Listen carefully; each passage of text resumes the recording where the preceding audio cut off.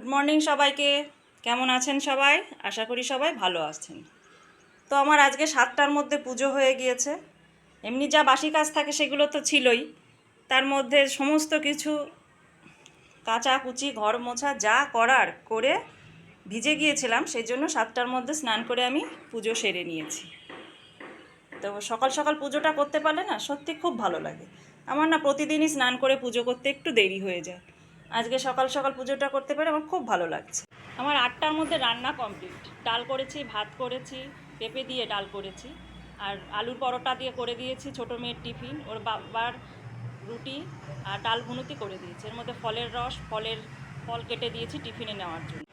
আজ ওর বাবা অফিসে যাওয়ার আগে বাজারটা করে দিয়েছে। এই যে দেখুন, মাছ নিয়ে এসছে, উচ্ছে, পটল, ভেন্ডি, শসা, আলু, পেঁয়াজ, টমেটো, লেবু, আম নিয়ে এসছে। তো আমি এই আমের তেল আচার বানাবো, সেই জন্য আম আনতে বলেছিলাম। এই যে অনেক কিছু বাজার নিয়ে আসছে। তো দেখা যাক আমি যখন এই আমের আচারগুলো কিভাবে বানাই দেখাবো পরে। দেখুন, ডাঁটার ছড়াছড়ি। এই মোটা ডাঁটাগুলো সকালে দিয়ে গিয়েছেন আমার এক ভাসুর সামনের বাড়ির থেকে। এখন আমার ভাই দিয়ে গেল এই সরু ডাঁটাগুলো, বাবা পাঠিয়ে দিয়েছে। এখন কোন ডাঁটা থুয়ে কোনটা খাবো, ডাঁটার ছড়াছড়ি। চলে এসেছি দুপুরের রান্না বান্নায়। এই যে মাছ নুন হলুদ দিয়ে মেখে রেখেছি, ভেজে নেব। মাছে দেব ওই যে ডাঁটা দিয়ে গিয়েছে, সেই আলু আর ডাঁটা দিয়ে মাছের ঝোল করব। আর আমি কলমি শাকটা কেটে নিয়েছি, এটা ভাজা করব। ব্যাস, আজকে এই অবধি রান্না করব। এইদিকে আমি মাছ ভাজতে ভাজতে আদা আর লঙ্কাটা মাছে দেওয়ার জন্য বেটে নেব। আমি মাছ ভেজে তুলে নিয়েছি। এর মধ্যে আর অল্প একটু তেল দিয়ে দিলাম,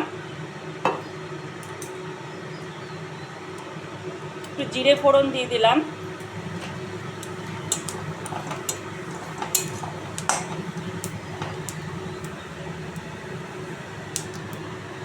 এই যে আলু আর যে ডাঁটা কেটে রেখেছিলাম এইগুলো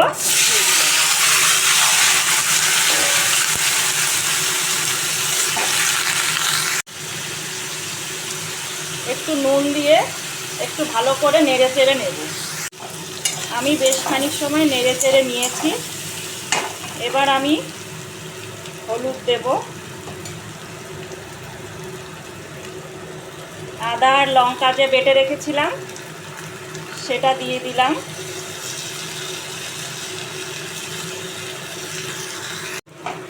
আমার সুন্দর কষানো হয়ে গিয়েছে। আমি এবার গরম জল দিয়ে দেব।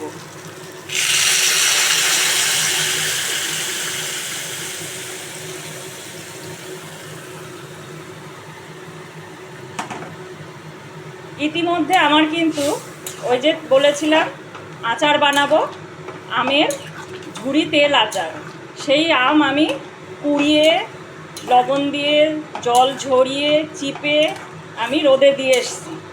হ্যাঁ, তো ওইটা আজকে আমি এর মধ্যে শেয়ার করতে পারবো না, তাহলে ভিডিওটি অনেক বড় হয়ে যাবে। সেই জন্য ওটা আমি অন্য এপিসোডে শেয়ার করে দেব। তো আলু আর ডাঁটা ভালো মতো সেদ্ধ হয়ে গিয়েছে, আমি এবার মাছগুলো ছেড়ে দেব।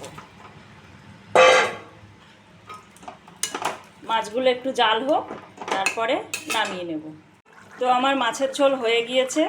আমি একটু জিরের গুঁড়ো ছড়িয়ে দিলাম, ভাজা জিরের গুঁড়ো, আর একটু গরম মশলার গুঁড়ো দিয়ে দিলাম। ব্যাস, আমি এবার সার্ভ করে নেব। এবার আমি কলমি শাকটা ভেজে নেব। এই তেল দিয়ে দিয়েছি, একটু রসুন কুচি দিয়ে দিচ্ছি,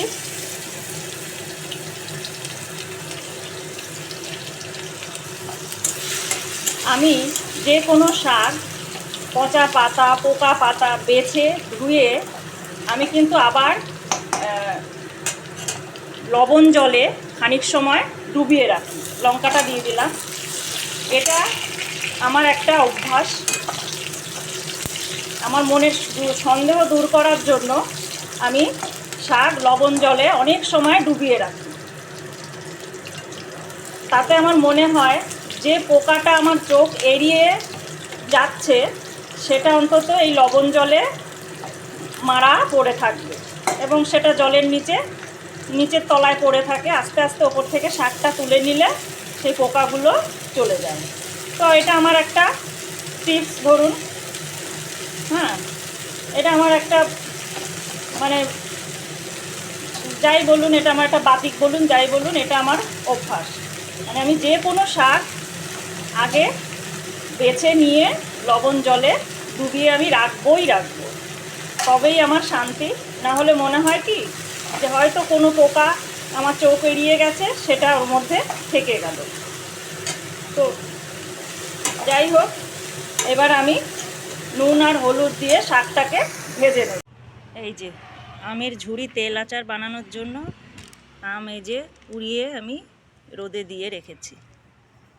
রান্না করতে করতেই বাইরে গিয়ে আমগুলো বারবার নেড়ে শুকানোর জন্য বারবার ছড়িয়ে দিয়ে আসছি। তো এর মধ্যে আমার রান্না হয়ে গিয়েছে এই যে মাছের তরকারি আর এই যে কলমি শাক ভাজা। তো এরপরে আমার যা বাদ বাকি কাজ আছে সেগুলো গুছিয়ে নেব। তো আজকে ভিডিওটি এখানেই শেষ করছি, আবার দেখা হবে পরবর্তী ভিডিও।